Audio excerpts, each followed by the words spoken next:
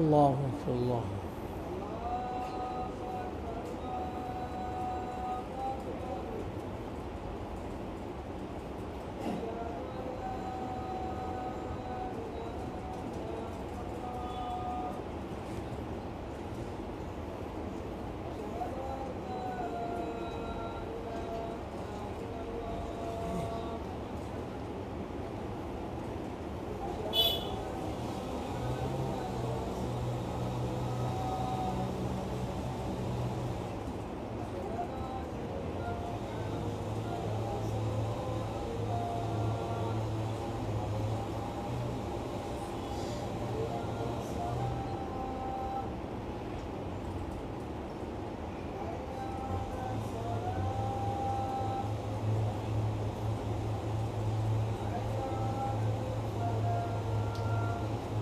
لا حول.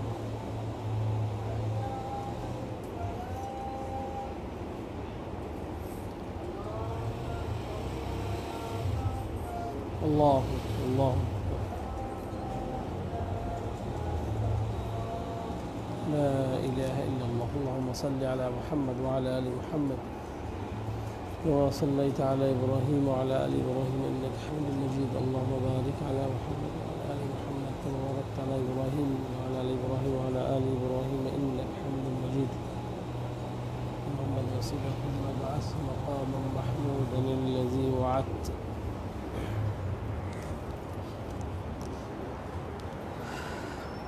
সামনের কাতার আগে পূরণ করে নেন, একবার সামনের কাতার পূরণ করেন, তারপরে দ্বিতীয় কাতার। অনেকেই তৃতীয় চলে গেছে না, যে কাতার পূরণ হয় নাই, কেন পরে যারা মুসল্লি আসে তাদেরকে খুতবার মাঝে ডাক দেওয়া বলা হয় না। যখনই যে চলে আসবেন একদম প্রথম থেকে, প্রথম কাতার দ্বিতীয় কাতার থেকে এইভাবে। আলহামদুলিল্লাহ আলহামদুলিল্লাহি নাহমাদুহু ওয়া নাস্তাঈনুহু ওয়া নাস্তাগফিরুহু ওয়া নাউযু বিল্লাহি মিন শুরুরি আনফুসিনা ওয়া মিন সাইয়্যাতি আ'মালিনা মান ইয়াহদিহিল্লাহু ফালা মুদিল্লা লাহু ওয়া মান ইউদ্লিল ফালা হাদিয়া লাহু। وأشهد أن لا إله إلا الله وحده لا شريك له وأشهد أن محمدا عبده ورسوله أرسله بالحق بشيرا ونذيرا وداعيا إلى الله بإذنه وسراجا منيرا. أما بعد فإن خير الحديث كتاب الله وخير الهدي هدي محمد صلى الله عليه وسلم وشر الأمور محدثاتها وكل محدثة بدعة وكل بدعة ضلالة وكل ضلالة في النار. فأعوذ بالله من الشيطان الرجيم. بسم الله الرحمن الرحيم. يا أيها الذين آمنوا اتقوا الله حق تقاته ولا تموتن إلا وأنتم مسلمون. يا أيها الناس اتقوا ربكم الذي خلقكم من نفس واحدة وخلق منها زوجها وبث منهما رجالا كثيرا ونساء واتقوا الله الذي تساءلون به والأرحام إن الله كان عليكم رقيبا. يا أيها الذين آمنوا اتقوا الله وقولوا قولا سديدا يصلح لكم أعمالكم ويغفر لكم ذنوبكم ومن يطع الله ورسوله فقد فاز فوزا عظيما. وقال الله عز وجل في كلامه المجيد وفرقانه الحميد ومن أحسن قولا ممن دعا إلى الله وعمل صالحا وقال إنني من المسلمين الحمد لله যাবতীয় প্রশংসা এবং গুণগান একমাত্র আল্লাহ রাব্বুল আলামিনের জন্য, যে আল্লাহ রাব্বুল আলামিন আমাদেরকে আজকে আত-তাকওয়া জামে মসজিদে আসার এবং সালাত আদায় করার তৌফিক দান করেছেন, এজন্য বলি আলহামদুলিল্লাহ। অতঃপর লক্ষ কোটি দরুদ ও সালাম বর্ষিত হোক আমাদের শেষ নবী, প্রিয় নবী মুহাম্মদুর রাসূলুল্লাহ সাল্লাল্লাহু আলাইহি ওয়াসাল্লামের উপর। সম্মানিত মুসল্লিয়ানে কেরাম, সময় যেহেতু সংক্ষিপ্ত, একটাই শেষ, আর হাতে আছে 26-25 মিনিট, তো এই মধ্যে শেষ করতে হবে। কিন্তু বিষয় তো অনেক লম্বা, বিষয় এসেছি অনেক দূর থেকে, বিষয় লম্বা, এসেছি অনেক দূর থেকে, বগুড়া থেকে, বগুড়া থেকে আসা, তাহলে অনেক দূরের পথ, আবার সময় কম, তো সব দিকে খেয়াল করেই তো আমাদের শেষ করতে হবে। যে মানে বলার উদ্দেশ্য এটা যে দূর থেকে এসেছি থেকে আজকে 2 সপ্তাহের খুতবা দিয়ে যাব তা বলছি না, বলছি যে আপনার লম্বা বিষয়টাকে যতটুক না বললেই নয়, যতটুক আপনাদের প্রয়োজন আমাদের প্রয়োজন এতটুক বলতেই হবে ইনশাআল্লাহ। আমরা খুব চেষ্টা করব নির্দিষ্ট সময়ের মধ্যে শেষ করার ইনশাআল্লাহ। আল্লাহ রাব্বুল আলামিন সে তৌফিক দান করেন। সম্মানিত মুসল্লিয়ানে কেরাম, আজকের খুতবার বিষয় হচ্ছে আজানের মাহাত্ম্য এবং ফজিলত। দৈনিক আমরা 5 বার আজান শুনি, মুয়াজ্জিন ডাকছে আল্লাহু আকবার, আল্লাহু আকবার, আশহাদু আল্লা ইলাহা ইল্লাল্লাহ। যারা মুসলমান তারা সালাতে আসছে, আবার মুসলমানের বিভিন্ন কোয়ালিটি, ওদিকে আমি যাচ্ছি না, আর যারা অমুসলিম তারা আসছে না।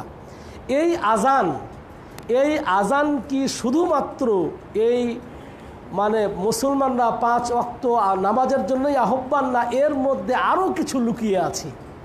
এই মাহাত্ম্যটা আজকে খুব সংক্ষিপ্তভাবে, এক খুতবাতে সম্ভব হবে না আধা ঘন্টায়, কারণ গত সপ্তাহে 48 মিনিট খুতবা দিয়েও অর্ধেকও শেষ হয় নাই, বলেছি যে নেক্সট মাসে। তো যতটুকু পারা যায় সম্মানিত মুসল্লিয়ানে কেরাম, শুধু আজান নয়, এই আজানের মধ্যে বলা হচ্ছে যে আকীদার সবগুলো বিষয় সন্নিবেশিত রয়েছে। মৌলিক আকীদার ভিত্তি হচ্ছে আজান। এই আজানের মধ্যে অনেক কিছু বিষয় রয়েছে, একটু খেয়াল করেন। কালেমা তাইয়্যিবা রয়েছে, কালেমা শাহাদাত রয়েছে, যদিও কালেমা শাহাদাত কালেমা তাইয়্যিবা একই জিনিস। এই শব্দের মধ্যে আকীদার যে বিষয়গুলো, শিরককে নিষেধ করা হচ্ছে, নাফিউশ শিরক।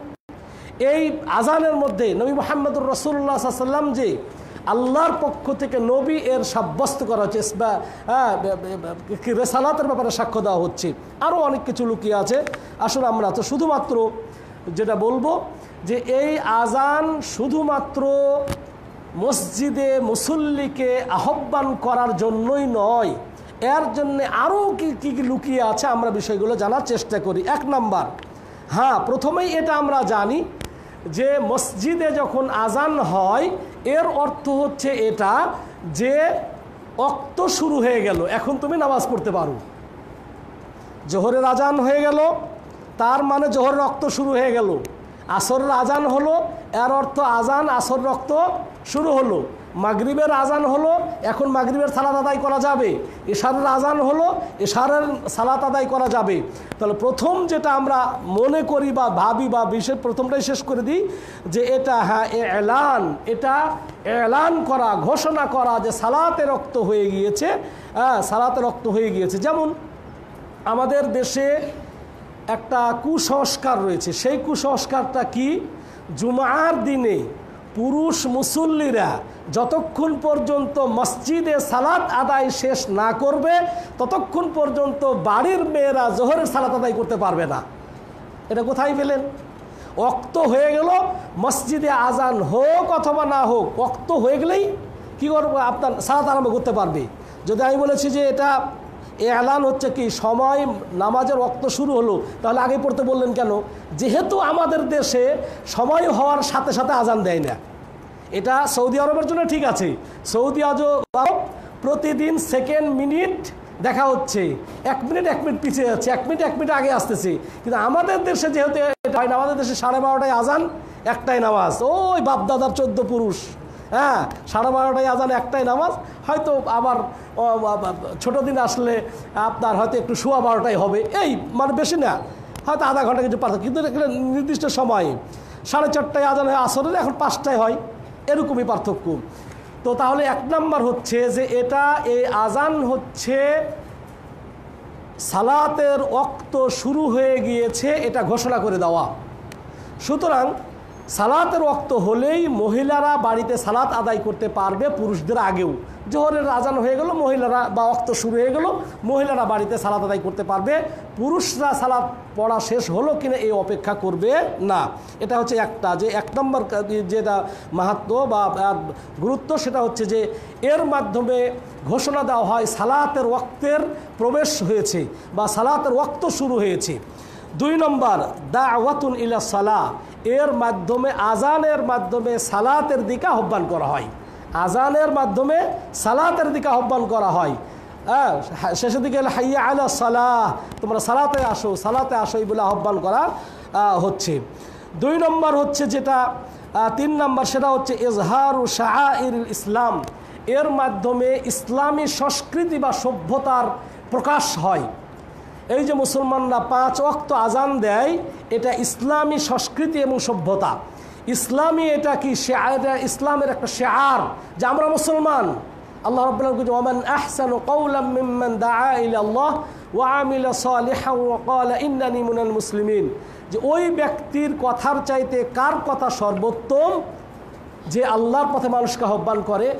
এই জন্যে সম্ভবত আয়েশা সিদ্দিকা রাদিয়াল্লাহু তাআলা আনহা বলছেন যে এই ওমান আহসানু কাওলাম মিম্মান দাআ ইলাল্লাহ, ওই ব্যক্তির কথার চাইতে কার কথা উত্তম, যে আল্লাহর পথে মানুষকে আহ্বান করে। অর্থাৎ সোজা বাংলায় হলো যে ব্যক্তি আল্লাহর পথে মানুষকে আহ্বান করে ওই ব্যক্তির চাইতে অন্য কারো কথা উত্তম নয়। এটাই তো নাকি, যে আল্লাহর পথে যে আহ্বান করে এটাই সব থেকে উত্তম কথা। এই আয়াতের মধ্যে মুয়াজ্জিনরা পড়ে যায়, এই আয়াতের মধ্যে কি মুয়াজ্জিনরা পড়ে যায়, কারণ 5 ওয়াক্ত তারা মানুষকে আল্লাহর পথে আহ্বান করছে, সালাতের পথে আহ্বান করছে। তো সম্মানিত ভাইরা, তো এটা একটা 5 ওয়াক্ত আজান দেওয়ার মাধ্যমে ইসলামের যে শেয়ার, আলামত, নিদর্শন, ইসলামী সংস্কৃতির এটা প্রচার হচ্ছে, প্রকাশ হচ্ছে। এর মাধ্যমে আর কি হচ্ছে, অনেক অমুসলিম আছে, অনেক অমুসলিম আছে যারা শুধুমাত্র আজান শুনেই মুসলমান হয়েছে। প্রশ্ন করা হয়েছিল একাধিক, অত বলবো না, একজনকে প্রশ্ন করা হয়েছিল যে আপনি ইসলাম গ্রহণ করার পিছনে আপনার কারণ কি, কেন ইসলাম গ্রহণ করলেন, ইসলামের কোন বিষয়টা আপনাকে ভালো লেগেছে, আকর্ষণ করেছে। সে বলছে যে আমি এই যে গান তামাশা নিয়ে থাকি, খেল তামাশা নিয়ে থাকি, জুয়া বা নারীবাজি আমি করে থাকি, এই সময়গুলোতেও যখন আজান শুনতে পাই তখন আমার মধ্যে একটা শিহরণ জেগে উঠে। আমার তখন মনে হয় যে এটা একটা সঠিক ধর্ম। 5 ওয়াক্ত সালাতের দিকে মানুষকে আহ্বান করা, এই যে 5 বার দৈনিক আজান দেওয়া, এই আজান শুনলে তখন আর আমার ভালো লাগে না। এদিকে সাথে সারাদিন মদ খাচ্ছি, নারীদের নিয়ে খেলতামাশা করছি, গান বাজনা করছি, কিন্তু আজান যখন হয়ে যায়, আজানের শব্দ যখন আমার কানে আসে, তখন যেন কে যেন আমাকে আহ্বান করে, আমি যেন মিথ্যার মধ্যে রয়েছি, আমি মনে হয় ধোকার মধ্যে রয়েছি, আমি মধ্যে খেলতামাশার মধ্যে রয়েছি। আমাকে ওখান থেকে সব থেকে আকর্ষণ করেছে মুসলমানদের দৈনিক এই আজানের শব্দগুলো। তো সুতরাং সম্মানিত ভাইরা, এটা হচ্ছে ইজহারু শাআইরুল ইসলাম, ইসলামের নিদর্শন মানুষের সামনে প্রকাশ করে দেওয়া। এরপরে আরেকটা যেটা গুরুত্বপূর্ণ কারণ, নবী মুহাম্মদুর রাসূলুল্লাহ সাল্লাল্লাহু আলাইহি ওয়াসাল্লাম রাত্রিবেলায় যদি কোথাও যুদ্ধে করার জন্য যেতেন বা কোথাও হয়তো আক্রমণ করার জন্য যেতেন, যদিও রাসূল সাল্লাম কোনো দিন কোথাও কখনো আগে যুদ্ধ করেননি, এটা আপনাকে আগে মেনে নিতে হবে। রাসূল সাল্লাম কোনো যুদ্ধই আগে করেননি, সবগুলো যুদ্ধ ছিল কাফেরদের পক্ষ থেকে উস্কানিমূলক। এখনও যেমন এই যে ফ্যাসিস্টকে তাড়ানোর পরে দৈনিক এই আপনার বলবো ডেইলি স্টার এবং এই প্রথম আলু, এই 2 পত্রিকা প্রত্যেক দিন তারা কি করে, উস্কানি দেয়। প্রত্যেক দিন উস্কানি দিচ্ছে। আবারও জঙ্গি, ওই জঙ্গি লিখতেছে, হ্যাঁ, এই কথাগুলো তাদের এই প্রথম আলো আর ডেইলি স্টার নাস্তিকদের পত্রিকা, এই পত্রিকা পড়বেন না, হারাম মুসলমানদের জন্য। ছোঁয়া স্পর্শ করা আপনাদের জন্য হারাম, টয়লেট পেপার হিসাবে ব্যবহার করা যাবে না। কারণ যারা ইসলাম বিদ্বেষী, মুসলিম বিদ্বেষী, বাংলাদেশের স্বাধীনতা সার্বভৌমত্বের বিদ্বেষী আর বাংলাদেশের স্বাধীনতা সার্বভৌমত্বের বিরুদ্ধে কাজ করে, এগুলো থেকে সাবধান থাকবেন। তো সম্মানিত ভাইয়েরা, তো রাসূল সাল্লাল্লাহু আলাইহি ওয়াসাল্লাম যখন যুদ্ধ করতে যেতেন রাত্রিবেলায় সাহাবাই কেরামকে যদি পাঠাতেন অথবা নিজেও যদি যেতেন, গিয়ে অপেক্ষা করতেন যে আগেই আক্রমণ করবে না, তোমরা তো জানো না যে কারা মুসলমান তারা কারা কাফের, তোমরা অপেক্ষা করবে ফজরের আজান পর্যন্ত। যদি ফজরের আজান শুনতে পাও তাহলে তারা মুসলমান, তুমি আক্রমণ আর করবে না। তাহলে এর থেকে দুইটি বিষয় জানা গেল। একটা হচ্ছে যে আজানের মাধ্যমে একটা গোষ্ঠীকে পার্থক্য করা যায়। এই গ্রামে আজান হচ্ছে মানে মুসলিম পাড়া, হ্যাঁ, এই গ্রামে আজান হচ্ছে মুসলমান আছে। পাড়া না হলেও আমরা যদি একসঙ্গে অনেক সময় বসবাস করি, অনেক গ্রামে একসঙ্গে আছে, এখানে মুসলমান আছে, এটা তো জানা যায়। তো এর মাধ্যমে এটাও জানা যায়। নবী সাল্লাল্লাহু আলাইহি ওয়াসাল্লাম নিষেধ করতেন যে তোমরা গিয়ে সেখানে অপেক্ষা করা, যেহেতু তারা মুসলমান। সম্মানিত ভাইরা, এই আজানের মধ্যে যে শব্দগুলো রয়েছে একটু খেয়াল করেন কি কি শব্দ এই আজানের মধ্যে রয়েছে। খুব গুরুত্বপূর্ণ বিষয়। এই আজানের মধ্যে যে শব্দগুলো রয়েছে, আল্লাহু আকবার, আল্লাহু আকবার, আল্লাহু আকবার, আল্লাহু আকবার, লা আশহাদু আল্লা ইলাহা ইল্লাল্লাহ, সবগুলো বলছে যে ইশতামালাল আযান আলা কালিমাতি মুবারাকা। এই আজানের মধ্যে বরকতময় শব্দগুলোকে চয়ন করা হয়েছে, শামিল করা হয়েছে। এর মধ্যে রয়েছে আল্লাহর জিকির, এর মধ্যে রয়েছে আল্লাহর জিকির। একটা হাদিস, নবী সাল্লাল্লাহু আলাইহি ওয়াসাল্লাম বলছেন যে হজ মৌসুমে হাজিরা যখন হজে যায়, হজে গিয়ে যখন আপনার 10 তারিখে যখন 9 তারিখে রাত্রি বা আরাফা থেকে ফিরে মুজদালিফা রাত্রি যাপন করে এসে যখন আল্লাহু আকবার বলে যখন শয়তানকে ঢিল ছোড়ে, শয়তান ওই দিন এতটাই বেইজ্জতি হয় যেমন বেইজ্জতি অন্য কোনো দিন হয় না, এতটাই বেইজ্জতি। কেন? ওই যে আল্লাহু আকবার তাকবীর ধ্বনি, বড়ত্ব আল্লাহর জিকির। তা আল্লাহ রাব্বুল আলামিন দৈনিক 5 ওয়াক্ত আজানকে শরীয়ত করে আল্লাহর বড়ত্ব ঘোষণা জিকির করার আহ্বান জানাচ্ছেন। এর মাধ্যমে কি জিকিরকে স্মরণ করিয়ে দেওয়া হচ্ছে। মুয়াজ্জিন আমাদেরকে স্মরণ করিয়ে দেওয়া, এক তো সালাতের ওয়াক্ত শুরু হয়ে গেছে, নামাজ পড়তে যেতে হবে, আর দ্বিতীয়ত হচ্ছে কি যে এর মাধ্যমে আল্লাহর জিকির করা হচ্ছে, আপনার জিকিরটাও হয়ে গেল। দৈনিক যে আমাদেরকে জিকির আজকার করতে হবে, ইস্তেগফার করতে হবে, তওবা করতে হবে, এই আজান শুনে মুয়াজ্জিনের সাথে নবী সাল্লাল্লাহু আলাইহি ওয়াসাল্লাম বলছেন যে ইজা সামি'তুমুন নিদা ফাকুলু মিসলা মা ইয়াকুলুল মুআজ্জিন, যখন তোমরা আজান শুনতে পাও মুয়াজ্জিন যা বলে তোমরা তাই বলো। তাহলে মুয়াজ্জিন যখন আজান দিচ্ছে আপনিও যখন পাল্টাই কথা ওই শব্দগুলো বললেন, এর মাধ্যমে আপনি আল্লাহর জিকির করলেন। তাহলে এর মাধ্যমে আল্লাহর কি রয়েছে? জিকির রয়েছে। ওয়া ই'লাউ লিকালিমাতিহি, এর মাধ্যমে আল্লাহর পতাকাকে উড্ডীন করা হয়, এর মাধ্যমে আল্লাহর পতাকাকে উড্ডীন করা হচ্ছে। এই যে দৈনিক আজান আল্লাহু আকবার, আল্লাহ মহান, আল্লাহ মহান, একটা আল্লাহর জিকির, আল্লাহর পতাকাকে উড্ডীন করা হচ্ছে। কিভাবে? পতাকা তো দেখা যায় না, এর মাধ্যমে আশেপাশের ওই মসজিদের আশেপাশের যত বাড়ি আছে, যত ঘর আছে, তাদের প্রত্যেকটি মানুষের কর্ণ কুহুরে তাওহীদের দাওয়াত দেওয়া হচ্ছে তাদেরকে। তারা বলতে পারবে না আল্লাহ আমি জানি না মুসলমান কারা, আল্লাহ আমি জানি না মুহাম্মদ কে, কবে এসেছিল, আমি কিছুই জানি না। এই বলার আর কোনো জায়গা নাই, কারণ দৈনিক এতবার আজান হয় গোটা পৃথিবীতে, 1 সেকেন্ডের জন্যে থেমে থাকে না। গোটা পৃথিবীতে 24 ঘন্টায় আজান হয়। হয়তো আমি বুঝি না, আপনি বুঝেন না। ওই পূর্ব ওশনিয়াতে শুরু হয়েছিল ফজরের আজান, একসঙ্গে গোটা পৃথিবীতে আজান হয় না। ও দেখা যাচ্ছে যে সবার 2 মিনিট 3 মিনিট 5 মিনিট। এখন এই আমরা মাদারীপুরে আছি, ঢাকাতে যখন ফজর আজান হবে তখন কি হবে? 5 মিনিট হলো তো পার্থক্য আছে, 2 মিনিট হলো তো পার্থক্য আছে, তাই না? তাহলে আপনি সেই পূর্ব ওশেনিয়া থেকে একবার যদি সূর্য ডুবা পর্যন্ত যান, আপনি এটাই পাবেন যে আজান হয়ে গেল, 2 মিনিট পর বা 1 মিনিট পর আরেকজনের সময় হয়ে গেল, ও আজান দিচ্ছে। এরপরে অর্থাৎ আমি খুব সংক্ষেপে যদি বোঝাতে যাই তাহলে দেখবো যে আপনার ইন্দোনেশিয়াতে যদি আজান হয়ে যায়, তারপরে এরপরে দেখা যাচ্ছে যে ভারতে হচ্ছে, আসামে হচ্ছে, ওদিকে যখন হয়ে গেল তখন বাংলাদেশে শুরু হয়ে গেল, বাংলাদেশের জেলাগুলো আজান হতে হতে আবার কলিকাতা চলে গেল, কলিকাতা পার হয়ে এদিকে মাদ্রাজ পার হয়ে কেরালা পার হয়ে চলে গেলো, মানে এদিকে কুয়েত, আরব আমিরাত, সৌদি আরব, তারপরে আপনার কি মিশর, তিউনিসিয়া, মানে চলতেই আছে।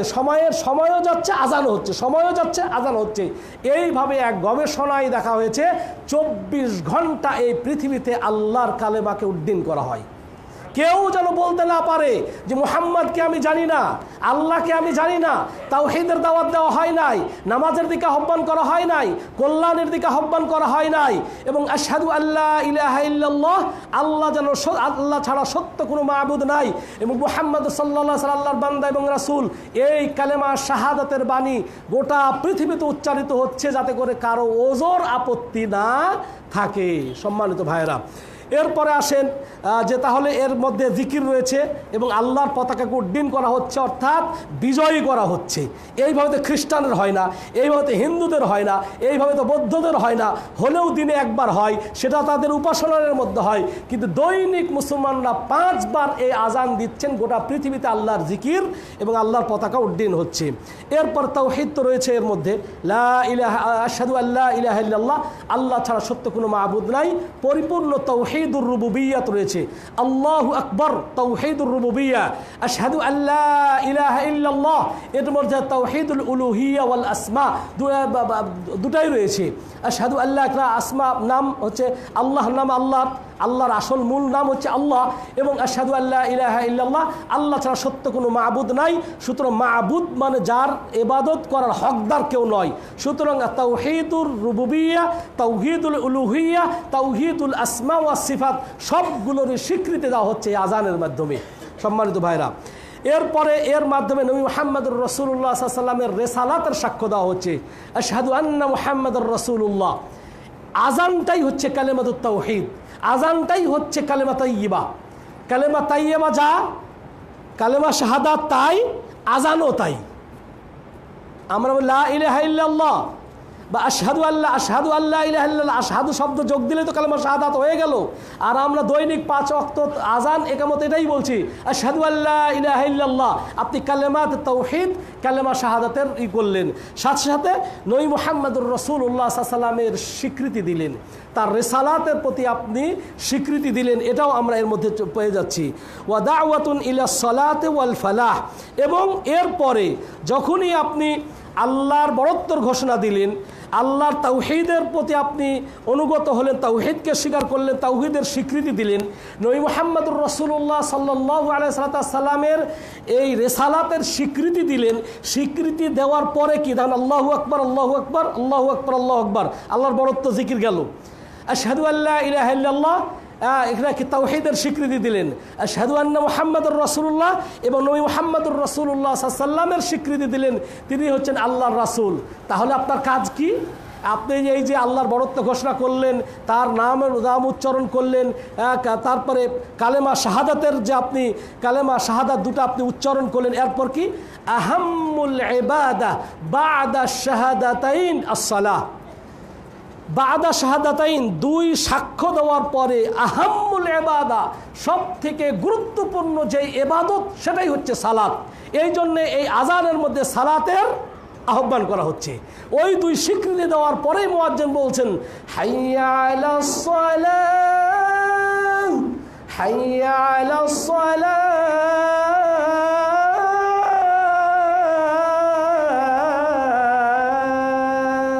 নামাজের দিকে আসো। স্বীকৃতি দিয়েছ তুমি মুসলমান, তুমি আর নরেশের দোকানে বসে থাকতে পারো না, তুমি আর গণেশের দোকানে বসে থাকতে পারো না, তুমি আর ওই জুয়ার আড্ডাতে থাকতে পারো না, তুমি আর চাকরির অজুহাত দিয়ে বসে থাকতে পারো না। তুমি আজকে কৃষক হিসাবে তুমি সার ছিটাবে, তুমি ধান কাটবে, তুমি অন্য কাজ করবে না। তুমি যদি স্বীকৃতি দিয়েছো আল্লাহর, হাইয়া আলাস সালাহ, তুমি সালাতের দিকে আসো। কেন আসবো? সালাত আমার কি করবে? এখন তো বেচা কেনার সময়, মাগরিবের আগ মুহূর্তে দোকানে গেলে দেখবেন ভিড়, সারাদিনের দোকান থেকে এখন যান মার্কেটে বসে আছে, এখন তো সালাতের টাইম, অন্য সময় সকালে যান লোকজন নাই, আসরের পর লোকজন নাই, ঠিক মাগরিবের আগে দোকানগুলোতে অনেক ভিড়, হ্যাঁ অনেক ভিড় হয়ে যায়।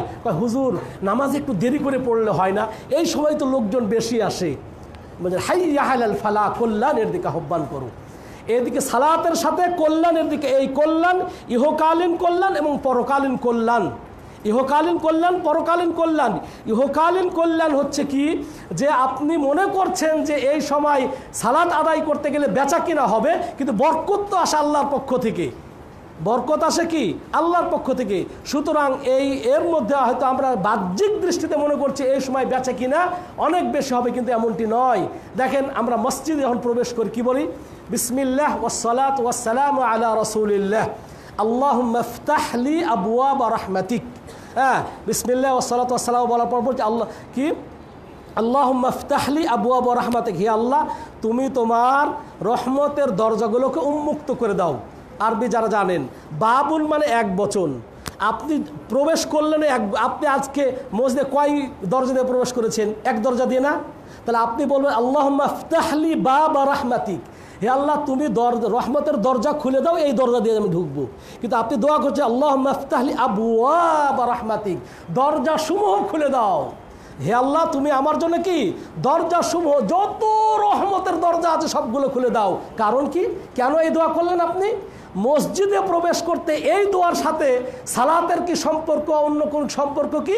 সম্পর্ক হচ্ছে এটা আল্লাহ এই সময় বেচা কিনা বেশি হয়, কিন্তু যখনই আজানের কণ্ঠ আমার কর্ণকুহুরে পৌঁছেছে, আজানের ধ্বনি উচ্চারিত হয়েছে, তোমার সালাতের দিকে আহ্বান করা হয়েছে, হে আল্লাহ আমার বেচা কিনা ছেড়ে দিয়ে আমি তোমার সালাতের জন্য এসেছি, তুমি আমার রহমতের দ্বারগুলো উন্মোচন করে দাও, যাতে করে ক্ষতিপূরণ হয়ে যায়, অন্য সময় তোমার রহমত এবং বরকত অবতীর্ণ হতে থাকে। আল্লাহু আকবার।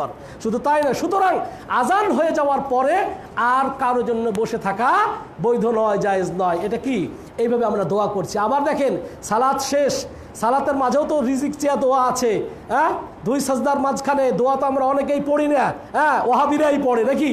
খালি ওয়াহাবিরাই পড়ে, আমরা পড়ি আল্লাহুম্মা গফিরলি ওয়ারহামনি ওয়াহদিনি ওয়াআফিনি ওয়ারযুকনি, হে আল্লাহ তুমি আমাকে রিজিক দাও, আল্লাহ তুমি রিজিক দাও। সালাতের মধ্যে রিজিকের দরকার কেন?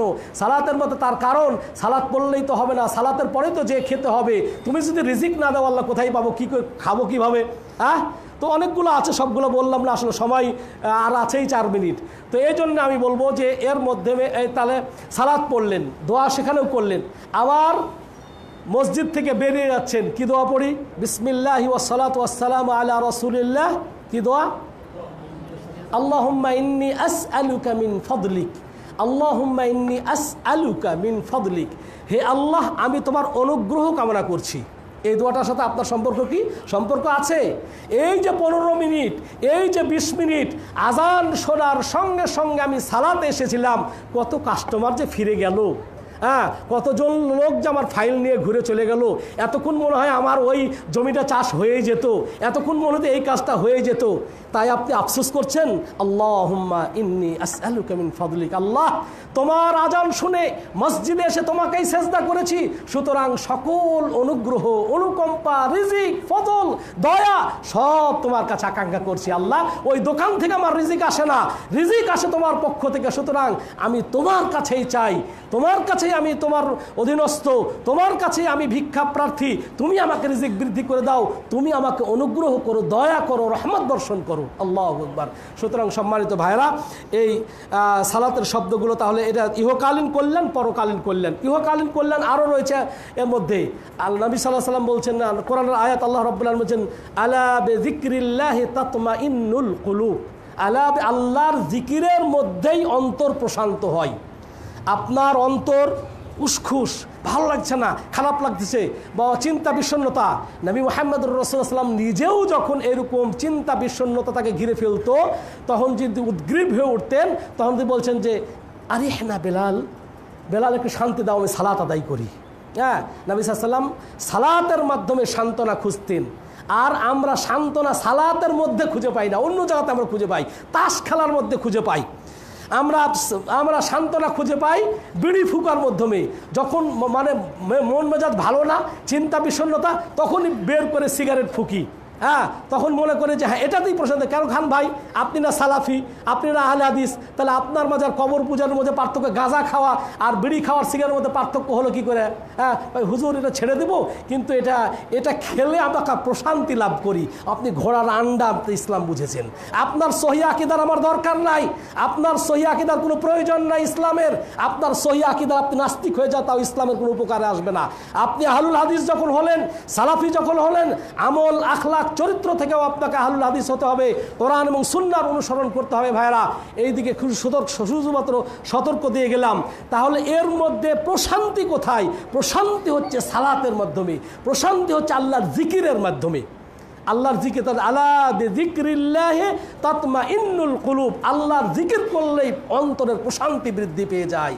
যার কারণে এই এর মধ্যে এটা অন্য আয়াত আল্লাহ রাব্বুল আলামিন বলছেন, ওয়ামান আ'রাযা আন যিকরি ফাইন্না লাহু মাঈশাতান যানকা ওয়া নাহশুরুহু ইয়াওমাল কিয়ামাতি আ'মা।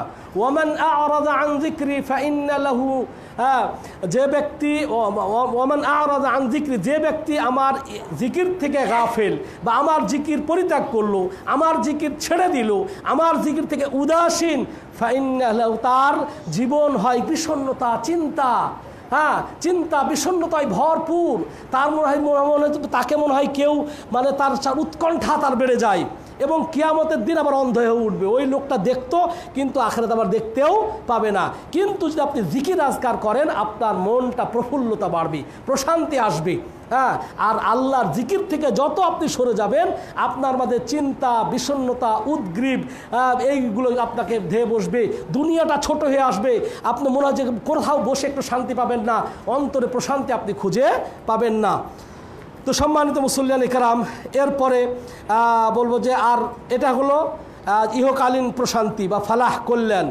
আর দুনিয়াবি কল্যাণ কি? দুনিয়াবি কল্যাণ হচ্ছে এর মাধ্যমে যে হাইয়া আলা সালাহ বলার পরে পরেই হাইয়া আলাল ফালাহ সংযুক্ত করার অর্থই হচ্ছে এর মাধ্যমে দুনিয়াবি সফলতা, আখেরাতের সফলতা তোমার জন্য রয়েছে। আর আখেরাতের সফলতাই হচ্ছে আমাদের প্রকৃত সফলতা। আখেরাতের সফলতাই কি? আখেরাতের সফলতা অর্থাৎ এই আজান আপনাকে শুধু সালাতেরই আহ্বান করছে না, এই আজান আপনাকে তাওহীদ শিক্ষা দিচ্ছে, এই আজান আপনাকে জিকিরের দিকে ধাবিত করতেছে। এই আজান মুসলমানদের, এই যে দৈনিক আজানের মাধ্যমে মুসলমানদের ইতিহাস, ঐতিহ্য বা ইবাদত আপনার বলবো যে শেয়ার প্রকাশ পাচ্ছে এবং সাথে সাথে এটা ঘোষণা করছে যে কল্যাণ এই দুনিয়ারই কল্যাণ নয়, এরপরে আর একটা কল্যাণ আছে। আমি যদি এই কালেমা শাহাদাতাইনের এগুলো যদি কালেমা শাহাদাতাইন এগুলোর ওপর অটুট থেকে 5 ওয়াক্ত বা জামা সালাত আদায় করতে পারি, তাহলেই ইহকালীন কল্যাণ এবং পরকালীন কল্যাণ আমার নিশ্চিত হবে। কেন? নবী মুহাম্মদুর রাসূলুল্লাহ সাল্লাল্লাহু আলাইহি ওয়াসাল্লাম বলেছেন যে আউয়ালু মা ইউহাসাবুল আবদু ইয়াউমাল কিয়ামাতি আস-সালাহ, সর্বপ্রথম মানুষের যে বিচার হবে সেটা সালাত সম্পর্কে। সর্বপ্রথম বিচার যেটা হবে কিয়ামতের মধ্যে সেটা হচ্ছে কি? সালাত। যার সালাত ঠিক হয়ে যাবে, ওই ছোটোখাটো ভুলগুলো টিকছে না, যাও বাবা যাও যাও যাও, মালিশ মালিশ, কোনো সমস্যা নাই, কোনো সমস্যা নাই। এই জন্য হচ্ছে হাইয়া আলাল ফালাহ, কল্যাণের দিকে আসো। এই দুনিয়াবি কল্যাণ এবং আখেরাতের কল্যাণ আপনি যদি আপনার সালাত ঠিক থাকে, যদি আপনি তাওহীদবাদী হন, যদি নবী মুহাম্মদুর রাসূলুল্লাহ সাল্লাল্লাহু আলাইহি ওয়াসাল্লামের রিসালাতের প্রতি আপনার যদি বিশ্বাস থাকে এবং তাহলে কি হবে? আপনার জন্য দুনিয়ার কল্যাণ এবং আখেরাতের কল্যাণ। তাহলে আমরা কি বাকি থাকলো বলেন তো? আজানের মধ্যে কিছু বাকি থাকলো? আর কিছু বাকি আছে? দুইটাই যথেষ্ট। তাওহীদের স্বীকৃতি, রেসালাতের স্বীকৃতি আমাদের যথেষ্ট। এরপরে আরও রয়েছে যেগুলো অনেক সময় সাপেক্ষ, যেহেতু সময় হয়ে গেছে, কয়েক মিনিট মাত্র বেশি নেব, এটা বলে শেষ করব। লম্বা হাদিস আমি অত পড়ব না, সংক্ষেপে রাসূলুল্লাহ সাল্লাল্লাহু আলাইহি ওয়াসাল্লাম মক্কা থেকে হিজরত করে মদিনায় এসে যখন মানুষকে আহ্বান করবেন যে একসঙ্গে সালাত আদায় করব জামাতে, কি করা যায়? এটা আপনারা সবাই জানেন, তাই না?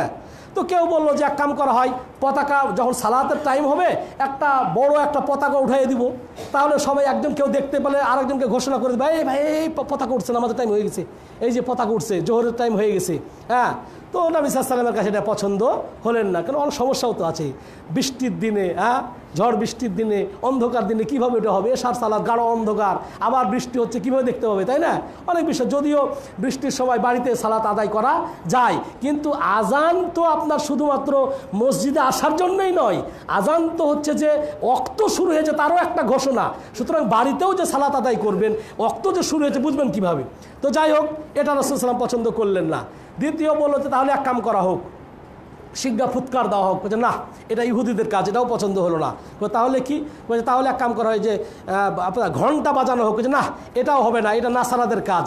এইভাবে বিভিন্ন কাজগুলো যেহেতু এক একজনের এক এক কাজ, কেউ আবার ওই যে আগুন জ্বালালে পরে ধোঁয়া হবে, ধোঁয়া দেখে মানুষের বুঝতে পারবে না এটা মাজুসীদের কাজ, অগ্নিপূজকদের কাজ। সেই দিন নবী মুহাম্মদুর রাসূলুল্লাহ সাল্লাল্লাহু আলাইহি ওয়াসাল্লামের আলোচনা আর হলো না, পরামর্শ বসলেন, কোনোটাই সিদ্ধান্ত নিতে পারলেন না, মুলতবি ঘোষণা করলেন। এখন যায়েদ বিন আব্দুল্লাহ রাদিয়াল্লাহু তাআলা আনহু তিনি এবার বলছেন যে আমি এই বিষয়টা খুব গুরুত্বের সাথে নিলাম। আবদুল্লাহ বিন যায়েদ আব্দুর রব্বিহি, উনি এখন রাত্রিবেলায় স্বপ্ন দেখলেন। অনেক লম্বা হাদিস, অত দূর যাব না, সংক্ষেপে শেষ করে দিচ্ছি। উনি স্বপ্নে দেখলেন যে কেউ একটা ঘন্টা, আপনার তার কাছে একটা লোক আসলো, তো তার হাতে একটা ঘন্টা। আবদুল্লাহ বিন যায়েদ বলতেছে যে ওই ঘন্টা তুমি বিক্রি করবা? কই কেন? কই এটাই ঘন্টা বাজাবো, তখন নামাজের ওয়াক্ত হবে, মানুষের নামাজের দিকে আসবে। কয়েছে কি এর চাইতে উত্তম পদ্ধতিকে আমি তোমাকে শিক্ষা দিব। এটা একটা হাদিস। আর অন্য হাদিসের মধ্যে রয়েছে যে সরাসরি জিবরাইল আলাইহিস সালাম তাকে স্বপ্নের মাধ্যমে আজানের বাক্যগুলো শিক্ষা দেয়।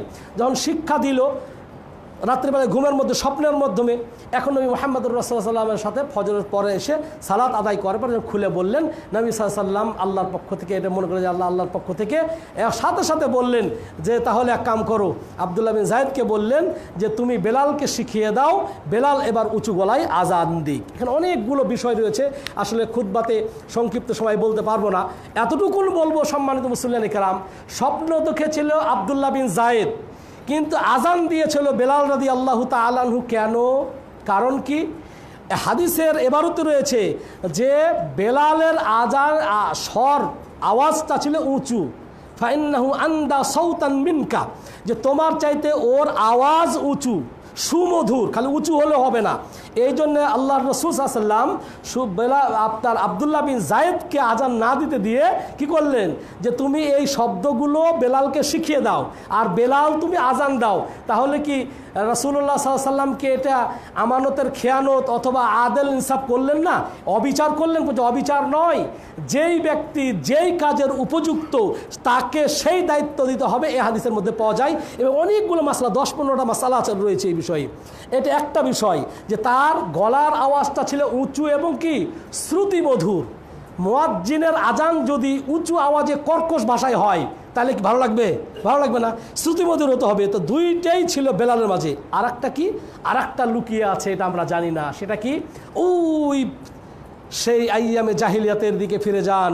নবী মুহাম্মদুর রাসূলুল্লাহ সাল্লাল্লাহু আলাইহি ওয়াসাল্লাম যখন নবী হয়ে আসলেন, বেলাল রাদিয়াল্লাহু তাআলা আনহু যখন আমাদের নবী মুহাম্মদুর রাসূলুল্লাহ সাল্লাল্লাহু আলাইহি ওয়াসাল্লামের প্রতি ঈমান আনলো, এবং ওই বেলাল রাদিয়াল্লাহু তাআলা আনহু আল্লাহর প্রতি এবং নবী মুহাম্মদের প্রতি ঈমান আনার কারণে বালুর মধ্যে শুয়ে দেওয়া হতো তাকে। দুপুর বেলায় পাথর চাপা দিয়ে বেলাল রাদিয়াল্লাহু তাআলা আনহুকে বলা হতো, হে বেলাল, তুমি শুধুমাত্র এই আহাদ আহাদ বলাটা তুমি বন্ধ করে দাও, তাহলেই তোমাকে নিষ্কৃতি দিয়ে দেবো, তোমাকে মুক্ত করে দেবো, তুমি স্বাধীন হয়ে যাবে। কিন্তু বেলাল রাদিয়াল্লাহু তাআলা আনহু এই আহাদ আল্লাহর একত্ববাণী উচ্চারণ করাটা বন্ধ করেননি। যেই বেলাল রাদিয়াল্লাহু তাআলা আনহুর মুখ থেকে তাওহীদের বাণী, রিসালাতের বাণী, আল্লাহর বাণী উচ্চারণ করার জন্য আরবের সেই জাইয়ামে জাহিলিয়াতের কাফেররা চেষ্টা করেছিল, বুকের ওপর পাথর চাপা দিয়ে মুখ বন্ধ করে দেওয়ার চেষ্টা করা হয়েছিল। আল্লাহ রাব্বুল আলামিন সেই বেলালের মাধ্যমে নবী মুহাম্মদুর রাসূলুল্লাহ সাল্লাল্লাহু আলাইহি ওয়াসাল্লাম সেই বেলালকেই চয়ন করলেন, যেই বেলাল আহাদ নামটা উচ্চারণ করতে পারতো না পাথর চাপা দেওয়ার কারণে। সেই বেলাল রাদিয়াল্লাহু তাআলা এখন নবী মুহাম্মদুর রাসূলুল্লাহ সাল্লাল্লাহু আলাইহি ওয়াসাল্লামের মসজিদের মুয়াজ্জিন এবং মানুষকে আহ্বান করছে, আল্লাহু আকবার, আল্লাহু আকবার, আল্লাহ। এই হচ্ছে এর গুরু রহস্য, যে বেলাল রাদিয়াল্লাহু তাআলা আনহুর মুখের আওয়াজটা বন্ধ করতে চেয়েছিল, যে আহাদ উচ্চারণ যেন না হয়। কেন? আল্লাহ উচ্চারণ করা যাবে না, আহাদ উচ্চারণ করা যাবে না, আজান দেওয়া কি কালেমা শাহাদাত উচ্চারণ করা যাবে না। সেই বেলাল রাদিয়াল্লাহু তাআলা আনহুর মুখ দিয়েই আজানের ধ্বনি গোটা পৃথিবীতে আজ ছড়িয়ে পড়ল। এর মধ্যে একটু একটু খেয়াল করবেন, যারা ইসলাম এবং মুসলমানদের বিরুদ্ধে অবস্থান নেবেন, যারা ইসলাম এবং মুসলমানদের বিরুদ্ধে অবস্থান নেবেন, যারা এই কথায় কথায় পাকিস্তান পাঠানোর চেষ্টা করবেন, যারা এই কথায় কথায় বলবেন যে এদেশে ইসলাম চলে না, যারা এই আজান এবং একামতের বিদ্বেষ পোষণ করবেন, যারা আজান নিয়ে, হেজাব নিয়ে, বোরকা নিয়ে, এই ইসলামী কোনো কৃষ্টি কালচার, ইসলামের কোনো বিধিবিধান নিয়ে যারা করবেন, তারা সবাই কিন্তু চলে গেছে, কেউ জীবিত নাই। ওই বেশ্যার আওয়াজ শুনেছিলাম, একজন বলেছিল যে কি এই আজানের ধ্বনি নাকি তাকে বেশ্যার মতো লাগে, সে নিজেই বেশ্যা। এবং কতজন বলেছিল এই ঢাকা বিশ্ববিদ্যালয় থেকে আজানকে বন্ধ করে দেওয়া হয়েছিল, গত 17 বছর পর্যন্ত ঢাকা বিশ্ববিদ্যালয়ের মসজিদে আজান দিতে দেওয়া হয় নাই। কিন্তু আলহামদুলিল্লাহ ওই লোকগুলো নাই, তারা পালিয়ে গেল, কিন্তু আল্লাহর তাকবীর ধ্বনি উচ্চারণ হতেই আছে, হতেই থাকবে কিয়ামত পর্যন্ত। ইউরিদুনা আন ইউতফিউ নূরাল্লাহি বিআফওয়াহিহিম আল্লাহু মুতিম্মু বিনূরিহি ওয়ালাউ কারিহাল কাফিরুন। তারা চায় ইসলামকে মিটিয়ে দিতে, আজানকে মিটিয়ে দিতে, একামতকে মিটিয়ে দিতে, তাওহীদের বাণীকে মিটিয়ে দিতে, কিন্তু আল্লাহর ইচ্ছা এগুলোকে আরও কি প্রকাশ করতে। তো সম্মানিত ভাইরা, আরো অনেক মাসলা মাসাইলের মধ্যে ছিল, কিন্তু যেহেতু সময় আমি এবার বেশিও নিয়ে নিলাম, আল্লাহ রাব্বুল আলামিন আমাদেরকে এই আজানের শব্দের মাধ্যমে যে তাওহীদ এবং রিসালাতের স্বীকৃতি রয়েছে, এই অনুযায়ী আমাদেরকে ঈমান যেমন আনতে হবে, সাথে সাথে আমাদেরকে আমলও করতে হবে। আল্লাহ রাব্বুল আলামিন আমাদেরকে সে তৌফিক আতা করুন। বারাকাল্লাহু লি ওয়া লাকুম ফিল কুরআনিল আযীম ওয়া নাফা'না বিল আয়াতি ওয়াজ যিকরিল হাকীম ইন্নাহু তাআলা জাওয়াদুন কারীমুম মালিকুম বাররুর রাউফুর রহিম।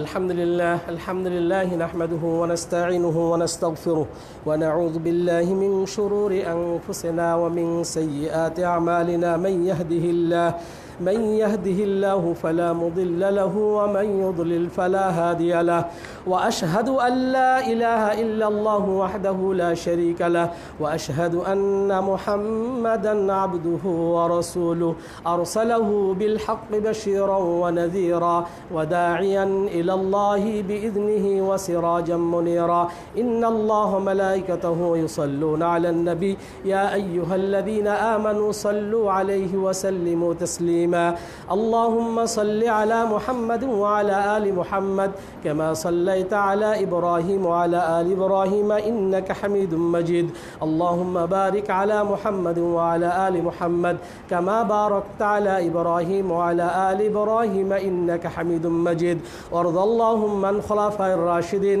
أبي بكر وعمر وعثمان وعلي وعن جميع الصحابة أجمعين ربنا ظلمنا أنفسنا وإن لم تغفر لنا وترحمنا لنكونن من الخاسرين ربنا آتنا في الدنيا حسنة وفي الآخرة حسنة وقنا عذاب النار يا الله তুমি আমাদের যাবতীয় গুনাহগুলোকে মাফ করে দাও তুমি আমাদেরকে ঈমানের উপর অটল থাকার তৌফিক দান করো আমাদের মাঝে অসুস্থদেরকে পরিপূর্ণ সুস্থতা দান করো রোগাগ্রস্তদেরকে রোগ তুমি মিটিয়ে দাও ঋণগ্রস্তদের ঋণগুলো মিটিয়ে দেওয়ার তৌফিক করো হে আল্লাহ যারা অভাব অনটনে রয়েছে তাদেরকে তুমি তোমার পক্ষ থেকে রহমত বর্ষণ করো আমাদের ঈমানকে বৃদ্ধি করে দাও আমাদের মা বাবা আত্মীয় স্বজন যারা কবরে শুয়ে আছে তাদেরকে তুমি ক্ষমা করে দাও তাদেরকে জান্নাতুল ফেরদাউস দান করো এবং আমাদের বিশেষ করে হে আল্লাহ তুমি সেই ফিলিস্তিনের গাজাবাসীকে রক্ষা করো এবং হেফাজত করো এবং কাফেরদের সকল ষড়যন্ত্রগুলোকে নস্যাৎ করে দাও আমাদের দেশ নিয়ে যারা ষড়যন্ত্র করছে আল্লাহ তাদেরকে তুমি ধূলিসাৎ করে দাও সেগুলো নষ্ট করে দাও স্বাধীনতা এবং সার্বভৌমত্ব রক্ষা করো আমরা যেন স্বাধীন দেশে আমরা যেন আমাদের ইবাদতগুলো করতে পারি সে তৌফিক আমাদেরকে দান করো আল্লাহ রাব্বুল আলামিন ربنا آتنا في الدنيا حسنة وفي الآخرة حسنة وقنا عذاب النار إن الله يأمر بالعدل والإحسان وإيتاء ذي القربى وينهى عن الفحشاء والمنكر ربنا ظلمنا أنفسنا وإن لم تغفر لنا وترحمنا لنكونن من الخاسرين يا رب العالمين আর কি যেন একটা বলতে চেয়েছিলাম বারবার মনে হচ্ছে না এটা ও হ্যাঁ একজন ভাই কে যেন বললেন হ্যাঁ আব্দুর রহিম মুন্সি হ্যাঁ উনি মনে হসপিটালে তাই না হ্যাঁ এটা বারবার খেয়াল করতে হচ্ছে না উনি হসপিটালে আছেন অপারেশন হয়েছে তার জন্য দোয়া করবেন আল্লাহ রাব্বুল আলামিন যেন তাকে কী করেন শেফায়ে কামেলা দান করেন অনেকে চান না তাদেরকেও যেন আল্লাহ রাব্বুল পরিপূর্ণ শেফায়ে কামেলা দান করেন এবং সাথে সাথে আর একটা কথা গুরুত্বপূর্ণ বলবো ভাই 2 বছর আগে আসলাম মসজিদ এখনও এমনই, হ্যাঁ, কত বড় বড় মসজিদ, এসিওয়ালা মসজিদ, 3 তলা 4 তলা, আমরা কি সবাই মিলে একটু ভালো জায়গায় মসজিদটা ট্রান্সফার করতে পারি না? এই জন্য অনুরোধ করবো, কর্তৃপক্ষ বলছেন, ভাইয়েরাও চেষ্টা করছেন, আপনাদেরকেও বলবো, আমাকে কেউ বলে দেয় নাই, যারা কমিটি আছে তারাও বলে দেয় না, তাও বলছি যে আরও একটু ভালো জায়গাতে আমাদের ওই যে ভাই দাঁড়িয়ে আছে, ওই যে ভাই দাঁড়ায় আছে, জায়গাই পাচ্ছে না, তাই না? তো এই জন্য আপনারাও যদি কোথাও কোনো ভালো জায়গার সন্ধান পান যেখানে সবার জন্য মঙ্গল হবে, আর একটা বড় জায়গাতে পার্কিংয়ের ব্যবস্থা থাকবে, হ্যাঁ, গাড়ির অজুখানা থাকবে, এরকম জায়গা থেকে আপনারাও খোঁজার চেষ্টা করবেন। আল্লাহ রব যেন আমাদের এই যে সংকট বা সমস্যা যেন আল্লাহ রব্বুল আলমিন দূর করে দেয়। আল্লাহ রব্বুল আলমিন যেন আমাদেরকে ভালো জায়গাতে ট্রান্সফার হওয়া এবং সুন্দর একটা মসজিদ করা তৌফিক দান করেন। এই বলে শেষ করছি। আখির দাওয়ানা আলহামদুলিল্লাহি রাব্বিল আলামিন।